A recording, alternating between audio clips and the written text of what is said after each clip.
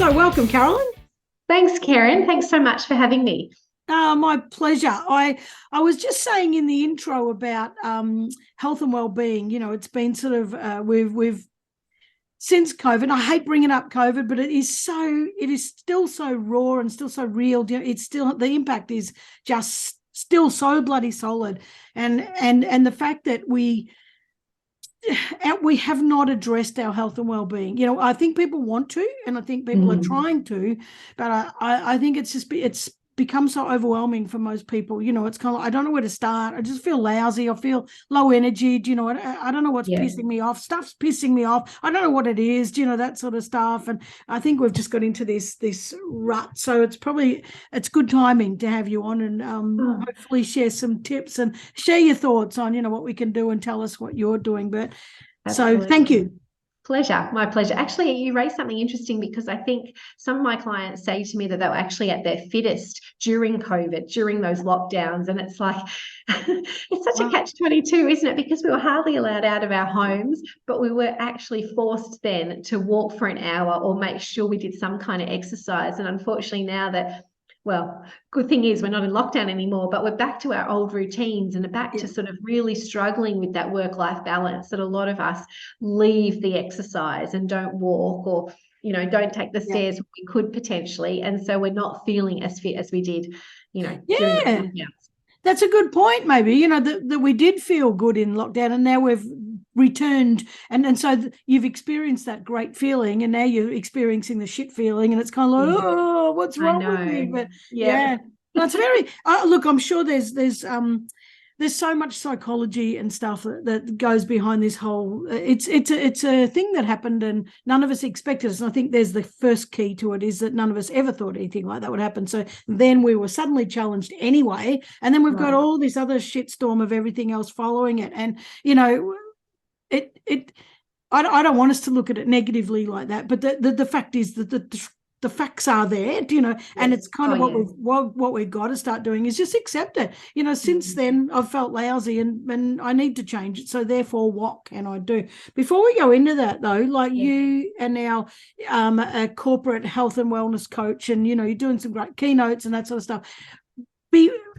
As I understand, you started off as a teacher. So how did that transition happen?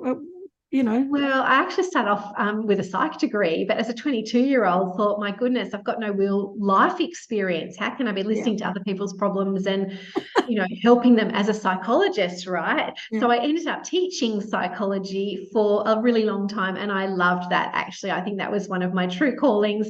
I love the adolescent age group and just chatting to them not only about behavior and different types of behavior from a psychological point of view, but just checking in on them, especially on a Monday morning, what happened on the weekend, and getting them ready and prepared for the week ahead and checking in and making sure that they were sleeping enough and that they were getting up after 45 minutes of studying and moving their body. And it's a lot of those same tips and conversations that I have now with corporate workers that hasn't really changed. So it's interesting. But basically, yes, I stopped being a teacher to have my own children. I've got 4 children and sort of things started to fall into place in terms of health and well-being whilst I was at home with kids. Yeah.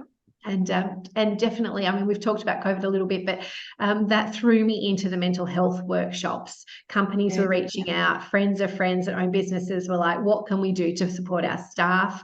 And so in amongst homeschooling 4 children and checking that they were actually on their classroom Zooms and not just sort of playing games that I didn't know what they even were, I was running a lot of mental health workshops online for different businesses around Australia, which was really fantastic. And then that kind of just developed into, well, can we have you back? What else can you talk to us about?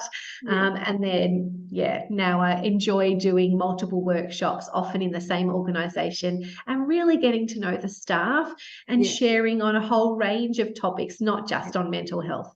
Yeah, I love it. And I absolutely love it. It's great that you took that chance and you're by nowhere near as old as me, but it's a lot of women have got a career and then they to start up their own business, it's really, really daunting. You know, they can be kind of like, oh my God, you know, who am I to teach mental health stuff, even though you know it, even though you absolutely know it. It's kind of like, oh, you know, and how much should I charge? And, you know, like it's a real problem for women trying to assert themselves as relevant to their value. You know, it's a really yes, for sure. and then you've got COVID there as well, you know, and it's kind of like, oh, just starting to get legs. Does anyone want this anymore? Is anyone gathering anymore?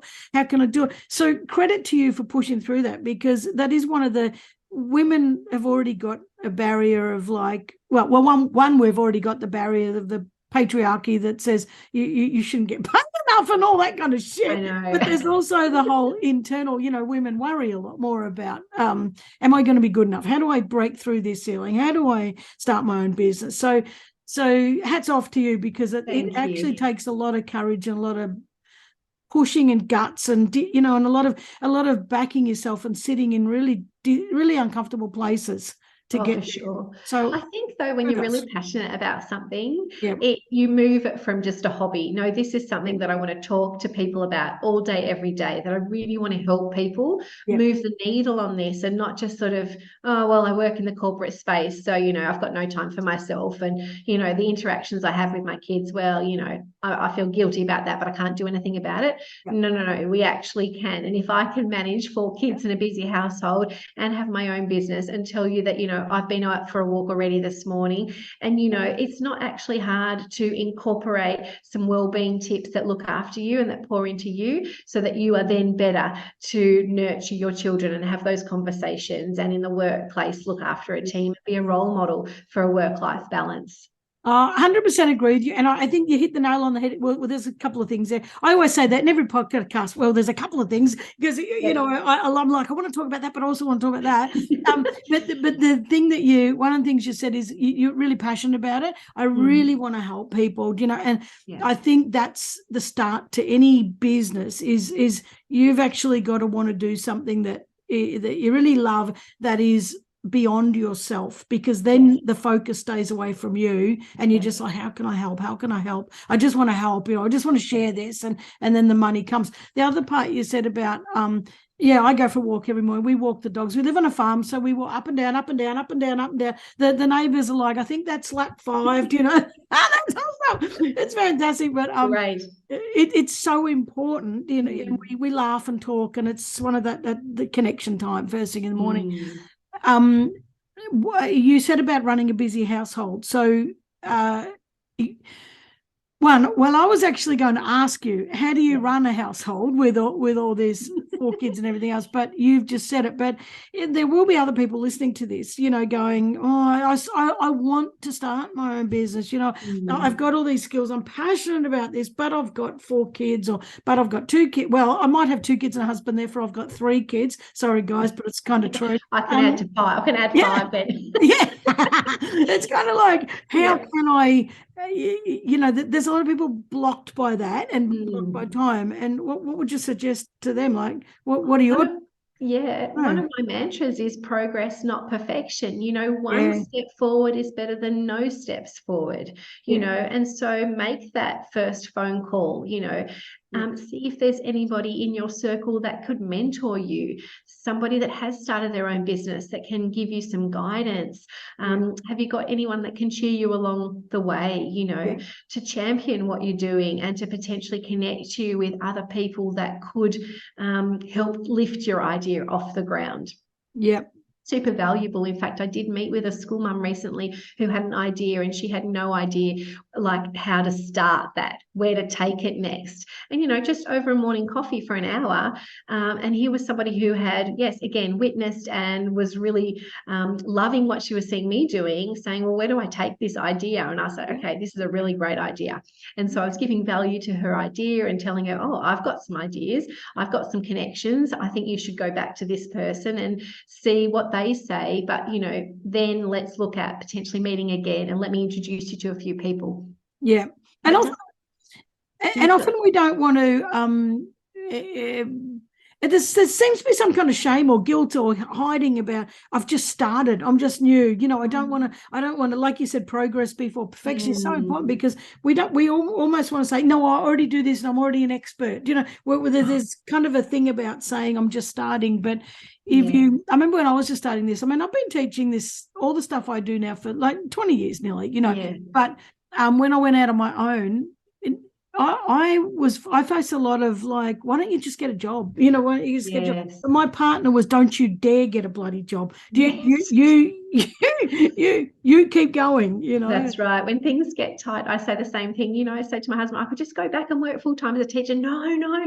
I think part of it is he thinks he's going to have to pick up the slack at home a lot more if I was out of the house, and teaching year 11s and year 12s is pretty full on. But I think that it's also just seeing that, yes, I was passionate about that before I had kids.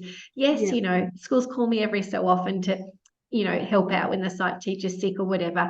But my real passion really is working with adults now. And it would be a shame, after all these years and experiences, to say, it's not as successful as I want it to be. It absolutely is, and when it's your own business, there's so many benefits that come from that. And we talked about earlier, just the two of us, how it's just been the school holidays, so I did take some time off, and I've got a really heavy week this week with clients, but I was able to really just nurture my kids in the last few days and take them away. And I think there's so much good thing about having your own business and moving the goalposts when you need to. But look, imposter syndrome comes up for everybody, even really successful people. But I think if you're passionate about something, and you're willing to know, it's a marathon, it's not a sprint, and it's slow progress sometimes, but it's a wonderful experience. And you'll meet many incredible people along the way. So definitely follow your heart if that's something that's pulling at your heartstrings. Yeah, I agree. I absolutely agree. So, I'm thinking about you saying that you're working in corporate space. What sort of things are you going in there doing? Like, so if someone, why do people get you into their space, and what do you help them with? Yeah, well, a lot of employers are worried about staff retention, let's be honest. And it costs them a lot of money to replace staff. If you see the statistics on that, you're kind of mind blown. But, for most people, it's a third of their annual salary a company can pay to replace you if you happen to leave. They've got to advertise, they've got to recruit, they often get somebody that doesn't work out, then they've got to replace that person again. So what I'm finding is a lot of companies are wanting to pour into staff, especially since COVID. What can they be seen to be doing to support their staff so they've got a happy and a vibrant workspace and a really good company culture, so people are less likely to leave. The other positive thing we're seeing is people are taking less sick days. So when they're feeling valued, when they're experiencing, say, 6 sessions, spread over 1 session a month or 1 session a fortnight, and they're being given strategies, and the workplace is, maybe providing some exercise programs within the workplace at lunch. Sometimes I can bring in a yoga instructor, or we can do Pilates, or I can just talk to people about, do group sessions on how the benefits of moving your body.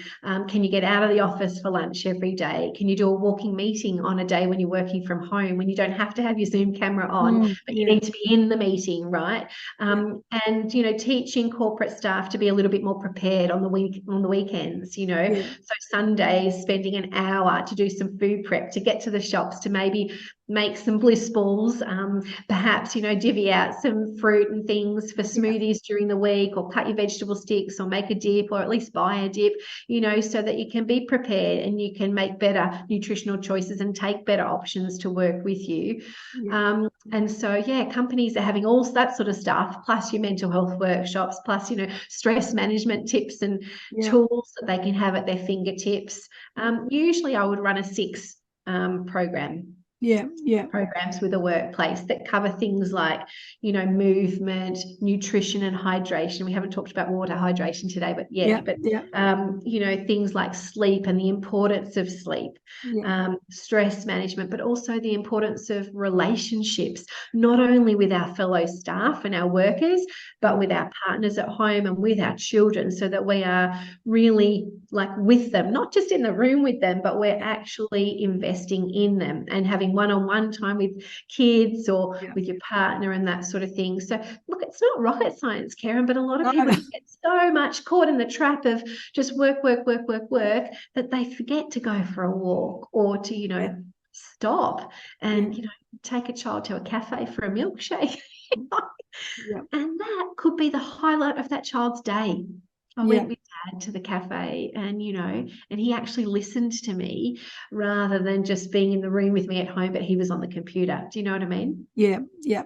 Yeah. I absolutely know what you mean. And I think it's I love what you're saying.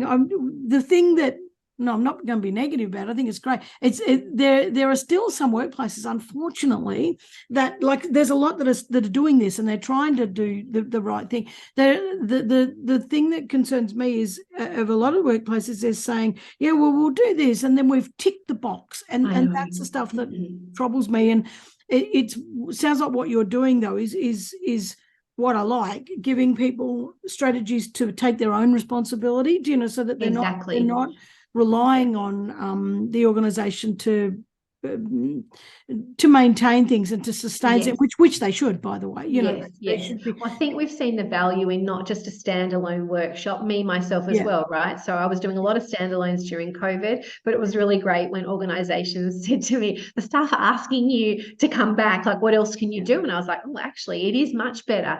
And I've seen that when I've worked with organisations for 6 weeks or, like I said, one session over 6 months, there's a real turnaround in that company culture. And actually people are engaging with each other, not just passing like ships in the night, in the staff room or whatever. People are actually, laughing, did you get 6 hours sleep? More than 6 hours sleep last night, oh, there's some fancy bliss balls. What have you made, when you're in the staff room? Yeah. And I think it's been, the benefits have been tenfold for lots of organizations.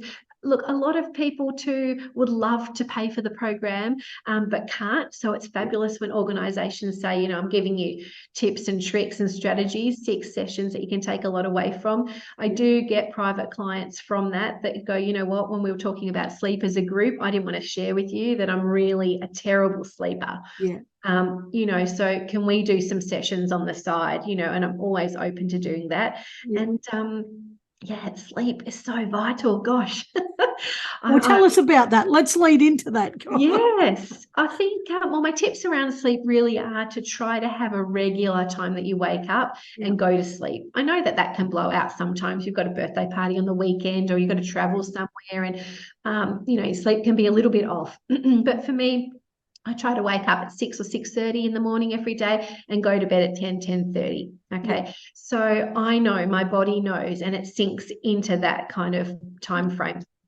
I think it's really important to know that early morning light. So I like to also walk early in the morning, whether it's walking kids to school or earlier, but really getting that natural sunlight, if there is sunlight, and UV on your eyes and on your skin earlier in the day can actually have a massive effect later in the day when it's time for sleep. Wow. Yep. Oh, wow. Yeah. Yeah. I didn't know that. I work mornings, but didn't know that. Yeah. So not in the summer, like go early and, if you need sunglasses, wear your sunglasses. But I definitely say in winter, like try to not have any sunglasses so you can get the sun on your eyeballs. Yeah. But a lot of people don't realize that their digestive system is linked to their sleep. Yeah.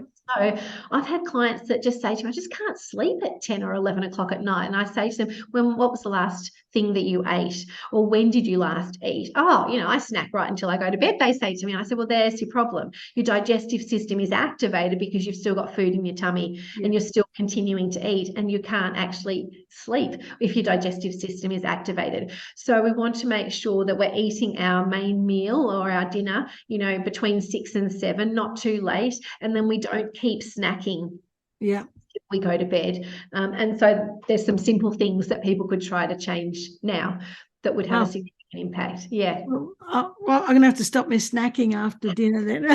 I do have a bicky and a cup of tea, but well, that's okay. But we're talking about, like I've had clients say to me, oh, I'll eat dinner at 6 o'clock, but I'll almost have a second dinner at 9 o'clock. And then I might have cheese and biscuits at 10 o'clock and maybe some chips and a coffee. I'm thinking, oh my gosh, right.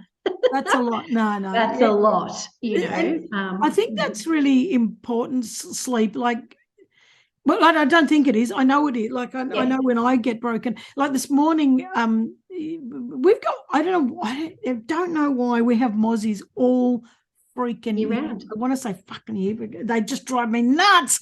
And you know all these whole don't stress the small things. Well, I tell you what, mozzies are small things, and they send me insane. But you know, this morning, one was up at 3 o'clock, and I got to put my glasses on. Then I got to get my head torch, and then I got to get the fire. So I got to find the bastard, you know. And so that breaks it up, you know. And this morning I got up 3 times between 4 and 4:30, and then I cracked the shits at 4:30. That's it, and I'm up. But geez, did I get a lot of work done? But I like to get up at 5:30 anyway. You know, I think that I agree with you. I said I'd make my brekkie, and I watch the sunrise come up through the kitchen sliding doors, and it's stunning, and it makes you think, oh wow, what's the day going to bring? Do you know, well, I'm glad that you mentioned that, because I think one of my key tips for really busy men and women is to have a morning routine. Now, some people have got minimal time in the morning, but I'm telling you that prior to maybe 4 or 5 years ago, I did not have a morning routine either. That I would wake up, I'd fly into the shower, fly into the kitchen, get the lunch boxes done, get the kids to school, come home, and I was like racing for the rest of the day. Yeah. And I don't know what happened. I heard about a morning routine, and I was like, oh, okay, all right, try this. And now I feel like I'm robbed when I can't do it, right? Yeah. I encourage clients to go with the time you've got available, right? And whether it's something like you, that you're up a little bit earlier and your morning routine is just watching that sunrise every single morning with a hot cup of coffee, you know, that can be all it is for 5 or 10 minutes. You know, if you've got a little bit more time, you might like to go for an early morning walk with the dog. You might like to do an online, yoga class, or just some gentle stretching. You might just brain dump your ideas in a journal. Think about what you're grateful for, you know, for the day that you know that's coming. Your morning routine can be anything. There's no right or wrong answer here. And it can be 5 minutes, it can be half an hour. So, but I do find if I get up at 6 and I have half an hour where it's a quiet house, it's just me to do whatever I feel like doing, and it can change from morning to morning. Yeah. Okay. I then feel so much more relaxed for the rest of my day, and I have poured into my own cup, and that then has a flow-on effect. You know, when I'm greeting the kids in the morning, it's not this crazy mum that's pulling lunchboxes together. It's a much more relaxed, right? How are you, darling? And blah, blah, blah. And, you know, let's talk about whatever it is that they want to talk about. And I just find the rest of my day goes so much more smoothly too, because I've just spent a little bit of time for me pouring into my cup. And it's just that it can be just that getting up 15 minutes earlier. And I know a lot of people say, oh, bugger that, there's no way, I'm not getting up until my snooze has gone off twice. And I can't do that. I feel like I don't do that either. My head's as heavy as bugger if I start doing that. But the 15 minutes, while it sounds like, no, I'd rather sleep in, if that 15 minutes is a massive kickstart, massive. I feel like I'm robbed when I've got a workshop, because I live quite away from, usually a good hour or 2 hours from workshop. So I like to get there, half an hour to an hour early, to make sure I'm there in case of any breakdown or anything. Of course. And so then I don't get my morning routine. It's kind of like it's chopped short, no dog walking, no staring out the window. It's just kind of like, bam, got to go, Yes. People do ask me, can I just do it at night time? And I don't say no, because I think doing it again, some progress is better than not doing it. But I still think try 5 minutes in the morning. If you're somebody that does struggle with sleep, maybe having an evening routine, for half an hour before you actually turn the lights off and your head hits the pillow could be really beneficial for you. And again, you could be brain dumping those ideas of what's on your mind that you want to do tomorrow that you didn't accomplish today in a journal, so they're written down, so you can relax and know that that's okay, there'll be actions tomorrow. But I do think starting your day, even just for 5 minutes, is really, really important. I do set you up for a great day. Doesn't it? I 100%. We have weekend routine. We have a cup of coffee in bed. We look out at the cows in the paddocks, and it's just except fighting two dogs with cups of coffee. It's not. That's not. That's not.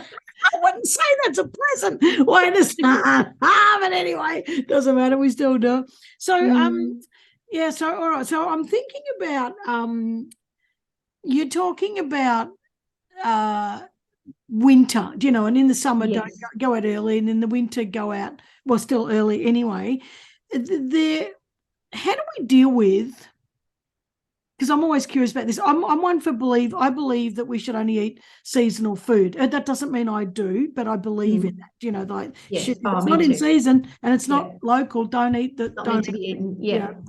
But I mean, we don't all stick to that. But the same goes with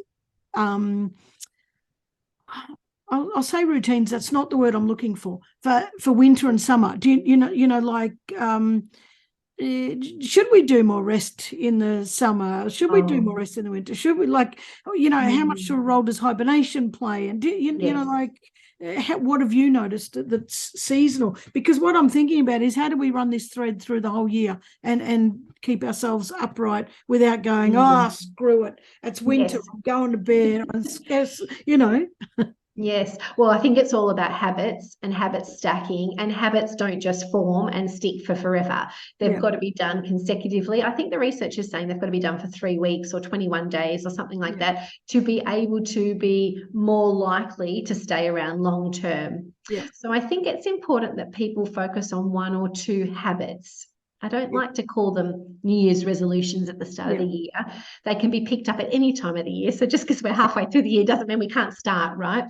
Yeah. Let's think about 1 or 2 habits, changes that you can make to your life that will actually not take you very much time, but will have a significant benefit to you long term. It could be that you just make sure you're in bed and you wake up at the same time each day as much as possible, right? It could just be sleep, right? It could be water intake. We haven't talked about hydration. It could be, and water is so vital for us. Many of us, like 99% of the population, are dehydrated. They don't realize that they are. They just say, oh, I don't really need to drink much. I'm never thirsty. Actually, your body is craving water. Every time you reach for food, it's pretty much guarantee your body's actually telling you that it wants water, not food. Yeah. So can you aim to drink a litre of water a day? I like to encourage my clients to try to drink 1 litre, the first litre by 11 o'clock in the morning and the second litre by 2 o'clock in the afternoon. Now, is that one thing that you could focus on every day? Is it, give yourself a small but achievable goal? Is it 5,000 steps? So even though you might be sitting down at your desk for most of the day, can you walk the kids to school in the morning? Can you get out to the cafe can you walk to a cafe for lunch? Can you take the stairs instead of the elevator for 4 levels instead of, a short elevator ride? Can you park a bit further away with your car at the supermarket or whatever it is? Can you get to 5,000 steps a day? And when that's pretty much that goal's being smashed, you raise it to 7,500 steps a day or to 10,000 steps a day. So let's think about 1 or 2 things that are new to you that are achievable, not a massive thing, that you can introduce into your everyday and do each day so that they can be long-term changes. And once you've got those 1 or 2 things under wrapped, then you could add in more. Now, habit stacking is where you stack a habit with something else. So if your habit in the morning is wake up, have a cup of coffee, you could have your supplements beside your coffee machine so that you see the supplements, you have your coffee, you do them in one big go. Or you could have your water bottle beside the coffee machine to have that big glass of water before the coffee, And so, I think habit stacking is really, really a great idea. I've got one client that does lots of stretching while she's brushing her teeth.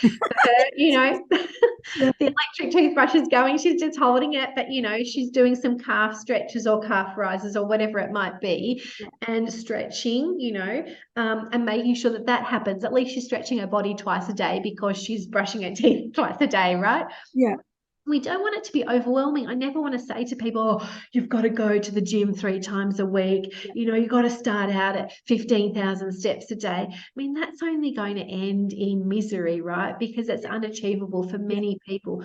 The majority of the people I'm working with are very busy corporate professionals. They're juggling a couple of kids at home. They're juggling, you know, a partner that's also as busy as they are. They've got a lot of stress in the office. And what can we do to help them to feel more energized and whatever? Well, the key things are you've got to drink water, you've got to sleep well, you've got to try to make good food choices when you can.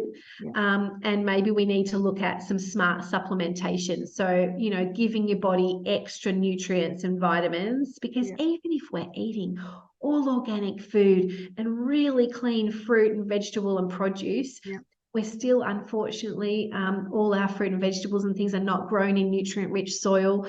And so our body is craving actually more nutrients and things. So we need to look at that. Yes, I'm glad you mentioned that too. And the other thing too is that, and that I learned this a long time ago, is that we have the heavy food, you know, like the pizzas and all that. I'm guilty, you know, I'll eat that. Oh yeah, me too. But it's we think that that's filling, but then we're like, oh, now I need some chips, you know, and now I need something. And in actual fact, if you have a big bowl of veggies, and I crave a bowl of. Oh, I know. Me too. And the other day I cracked the shit so bad because we'd had lentils and we'd had beans and with all good food, and we'd had this and that. And I said, oh, I just want a bowl of veggies, you know. And it was just beautiful. But but when we have all that fiber-rich stuff, it actually expands in our belly and it fills us up, and then we don't crave. And it's kind of seems the opposite. Like our minds are telling us, I just eat a bowl of cauliflower and broccoli, I'm not going to be full on that. I need some pasta, you know, with that. But in actual fact, it fills us up a lot quicker, that sort of stuff. Yeah, well, protein's what fills us up. So can you have a hard-boiled egg on the side of your salad, right? Or a little bit of leftover chicken that you may have had for dinner the night before with your soup that you might have for lunch, or, you know, something like that. And it needs to be sort of like, you can't see the listeners won't be able to see the size, but, you know, like in the sort of that middle part of your palm of your hand, like not your whole hand, especially these grown men with massive hands. You should not be having a steak that big, right? You should have salad that's going to be that full on your plate, and then a smaller piece of protein on the side. And there should be days that are meat-free. You know, lots of people are jumping on that meat-free Monday bandwagon, and that really, I mean, the cost of living is skyrocketing, right? And meat and fish is super duper expensive to buy. We do need to eat that, let's be honest, but not every single day. I don't need to eat it, but I take vitamin B12 to make up for it. But it's good. We probably should, but you know, I'm not. No, I don't need to murder. But anyway, interesting fact. So all right, the habits. So good habit stacking, and just a few easy habits, a few changes that are not overwhelming, that look achievable, and you know, really give them a good go at implementing them and being consistent with them. And you remember, progress, not perfection. So don't beat yourself up if you're not getting to the 2 liters of water, but at least you're getting a litre in every day. Maybe that's it. You start with 1 litre, because that's more than you would normally drink for a lot of people. Yeah. And I'll just do a shameless plug. I have got this Be Kind water bottle, and all down the side, it's got 8 a.m. to 1 p.m. And on the other side, it's got 1 p.m. down to 6 p.m. or 7 p.m. or whatever. So you know, mine's looking a bit empty at the minute, but I've drank most of it. But that's kind of, for me, I was not drinking enough, you know, and I was like, how many glasses did I have? I don't feel like a glass, blah, blah, blah. But to have this next to my thing with all the times on it, that's helpful. So when you talk about habit stacking, that's kind of like a bit of a habit that's helping.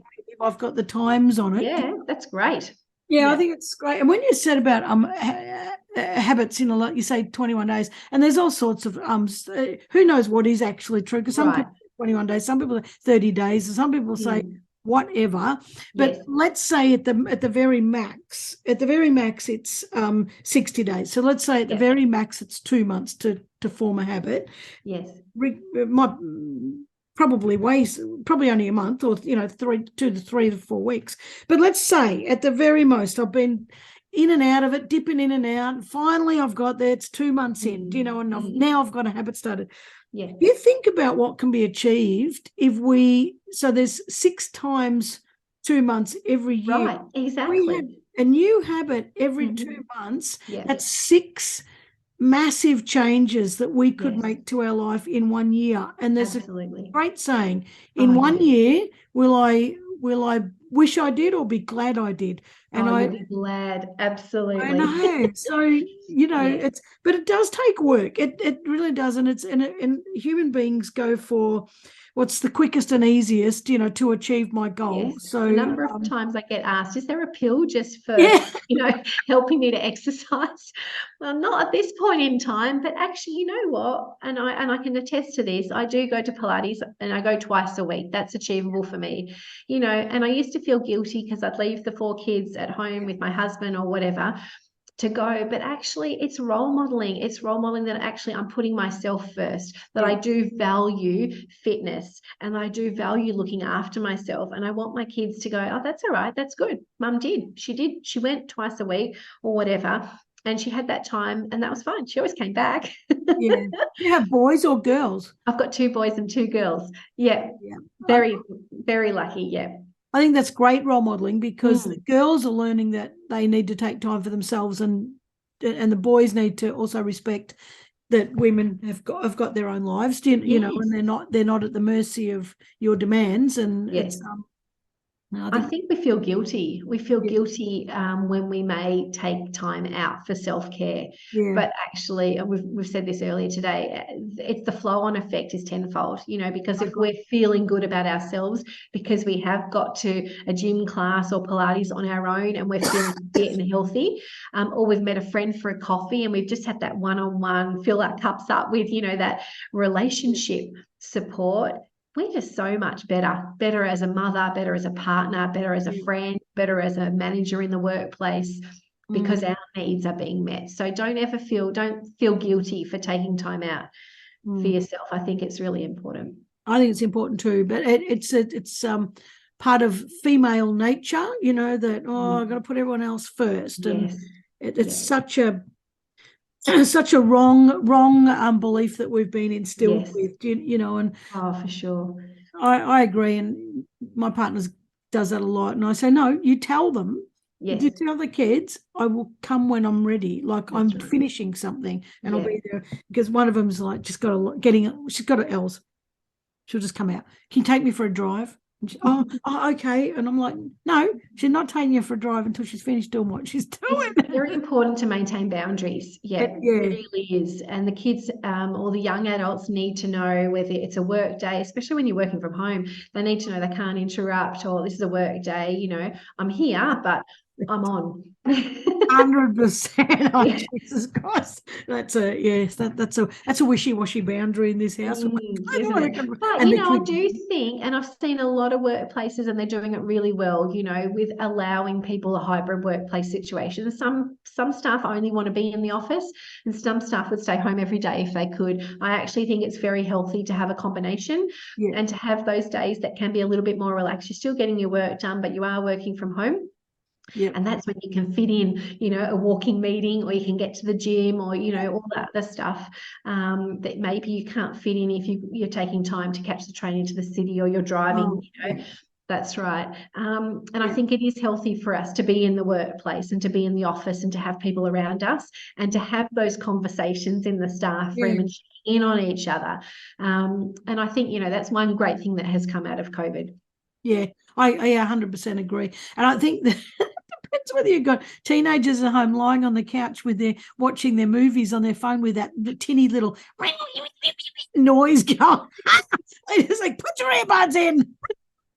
Like, anyway, but I totally agree about the both types of work, the hybrid work, and I think that staying in we've got to be in touch with each other. Like we have to be back in the office for some things. You know, because if we're not building those relationships, where they're going to start getting isolated and all sorts of mental health issues, you know, ensue when we don't do that. But one last question. I was really going to say, thanks for joining me. That's wonderful. No, there's something that's been on my mind since talking to you last week. Stress and overwhelm. How are we going to manage that? Stress and overwhelm. For me, sorry. No, that's okay. No, I the big one. I think if you are feeling super, super stressed out and overwhelmed, the best thing you can do is to get out in the fresh air.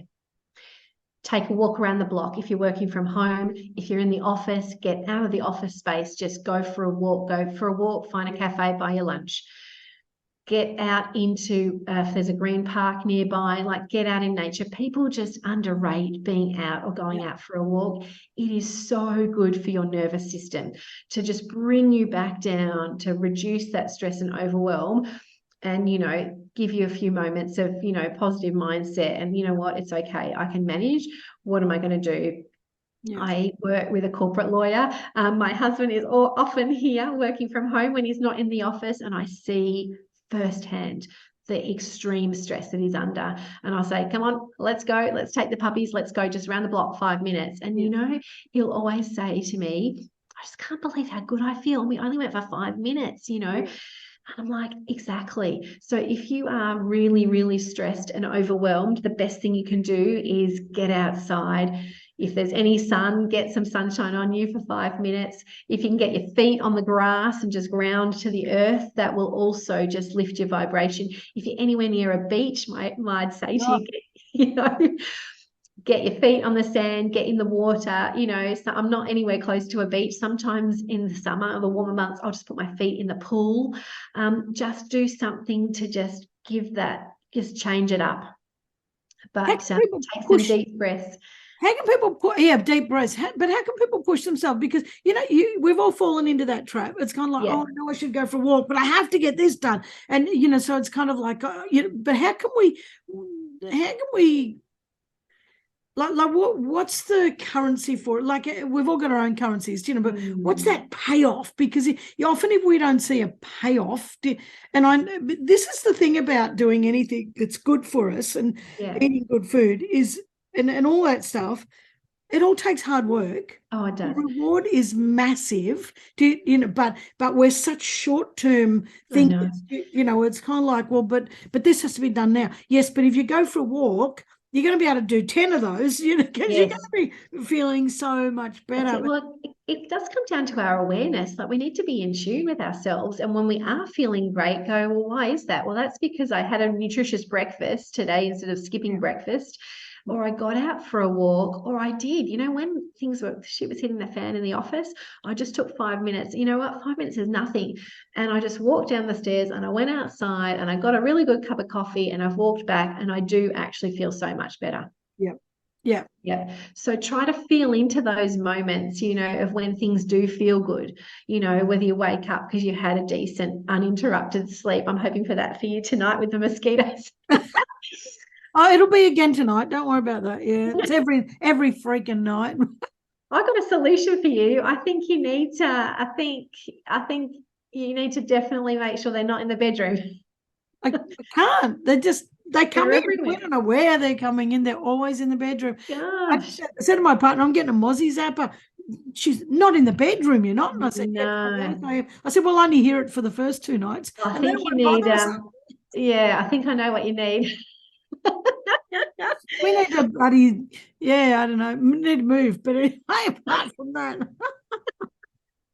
Oh, look, you know, a lot of my clients that say to me they can't sleep, and I say to them, are you open to something a bit more alternative? And they go, oh, maybe. And I said, you know, diffusers are not that expensive, and I think some really calming essential oils would really help just to lift this, you know, help to calm the space and to, you know, relax you. But there's definitely some oils you can get to help with mosquitoes. Is there? Well, we do use a diffuser, but so they're just everywhere. We've got channels and, you know, like water channels, and if we have rain, the water lays on the ground. Oh, yeah, you can't get rid of that. Yeah. And the cats claw the bloody fly screens, you know, so there's little holes, and it's kind of like, oh, we're just chasing a bloody shitstorm. But you know what? No, I don't have bad sleep. Like I'm not a light sleeper. Yes. But Oh, but there's nothing worse than a mozzie, once like, you know, that noise everyone in your ear. and then they bite me on the face, and I've got that many mozzie bites on my face all the time. And my partner's like, why they always bite you? And I'm like, I think I eat too many lollies. Oh my goodness. That's pretty stressful, Karen. It is, but you know what? It was, you know, anyway, doesn't matter. It is what it is. But It is what now, it is. I've Carolyn, I've absolutely loved this, and I would love for whereabouts are you based? I'm based in Melbourne. Melbourne, I thought you were. But I do have clients all around Australia, and actually even over the ditch in New Zealand. Yeah, fantastic. So, Yeah. well, because what you know, I'm very, very grateful for you've shared so many tips and tricks, but this is only the tip of the iceberg. Like what's below that for you is a wealth of knowledge, you know, and a wealth of experience and that kind of stuff. And clearly sharing a few tips and tricks on a podcast, you know, for 45 minutes isn't going to be a 6-week program. So I'd really love, you know, for people to connect with you and dig into what you might have, and, you know, and get you in the workplace, or get you doing some personal mentoring, or whatever it takes, because I think that health and wellbeing has been bottom of our priority list, you know, and it needs to come back to the top, because I don't want to go down a shitstorm track, but really the world's gone mad and everybody's angry with each other, and you know we're becoming more and more unhealthy. Everyone's getting cancer, and you name it. Like there's so many signs and so much is happening in our world that is the opposite to health and well-being, you know, and if we don't start to address it, we're not leaving a great world for our kids. You know, so Absolutely. So I would love for people to, you know, reach out to you. So where can they find? Where's the best place to find you? Well, if they're on best LinkedIn, places. Yeah, there's places. LinkedIn. There's new places popping up all the time, and I'm like, I don't think I can handle any more new places. I know. Right, I'm the most visible on LinkedIn. If you're on LinkedIn, connect with me there. I'm sharing posts 2-3 times a week. Really valuable information. If you're an Instagram person, definitely you can find me there. My business name is Inspired with the number 2 and then Nurture, because I'm really inspired to help you to nurture yourself better. Yeah. And I do have a closed Facebook group for anybody that's wanting ongoing support and tips and tricks, and they love Facebook as a platform. Okay, I don't, but anyway, I don't much either, but some people do. So you can reach out to me, find me on Facebook as Carolyn Apostolou, and send me a message that you'd like to go into my closed Facebook group, and that's for clients and anybody that's interested in just ongoing wellbeing support. Yeah. Okay. Fantastic. And you also have a website that is down at the moment that should be rebranding. Yeah. Very soon. You're rebranding. I love that. So, what is the website for when it does come back up? Yeah. Well, it will be. It will be as Carolyn Apostolou, and it will be a lot of my corporate coaching packages, but I always do work with individuals as well, whether they want just 3 sessions or they want, you know, a 6-month or a 3-month accountability and mentoring. I love to do that. And you do a lot via Zoom as well. Yeah, if people are in Melbourne and nearby to me, we definitely meet in person, because I love in person if that's what they would prefer. But Zoom's really taking off, and it's here to stay, and it's great actually for me. It just means that my audience can be so much further than just Melbourne. Yeah, that's what I love about it. You can just reach so many more people. Well, that's great. I'm going to put all of those in the show notes anyway, even your website, if you tell me the name of it, and carolynapostolou.com.au. Is that it? It will be, yes. Pretty sure it will be. Yep, Carolyn. Well, even if we can't get it now, I'm going to put it in later for you. Thank you so much, Karen. My pleasure. So I hope this has inspired people. It's inspired me to, I don't know. What's your tip going to be? What are you going to change, Karen? You can share that with the group. All right, share that with the group. What am I going to change? I think the thing I need to change is I have a bicky and a cup of tea at night, but I also If there's any in the house. I may have a handful of jelly beans. Ooh. And but when they're not in the house, I get shitty. Who ate all me fucking jelly beans? So maybe I need to stop with the jelly beans and just do one. I'll just do Did one. you sub them out for a nut, perhaps, or something a little bit more healthy? I did. I do eat nuts too, but I've got some lovely. You like your sugar at night. I do like my sugar at night. I don't know what it is, but it's yeah, I do. And then I crave it. It's like, oh, geez, now I need to. Who ate me jelly beans? Well, you're going to report back to me and let me know how you go. All right, I will. Maybe it's not a handful. Maybe we're down to like maybe 2 or 3. Yeah, maybe 2 or 3. I don't know about one. Reduce it back. That's it. The good thing about chocolate for me is I can have chocolate in the fridge for 6 months, a whole block, and I'll just have one of those tiny squares just every now and then, and I'm really glad about that, because I know other people who can eat a whole row of chocolate or the whole block, and I'm like, oh goodness. People tell me that, and I'm like, oh my God, I would be throwing up all night if I ate a block of chocolate. But yeah, so now I'm a little bit of it's a jelly bean sugar fix for me, but I will try. Terrific. Thanks so much for having me, Karen. It's been great. It's been my absolute pleasure. All right, we'll chat with you soon. Thanks, heaps. See ya. Pleasure. Bye.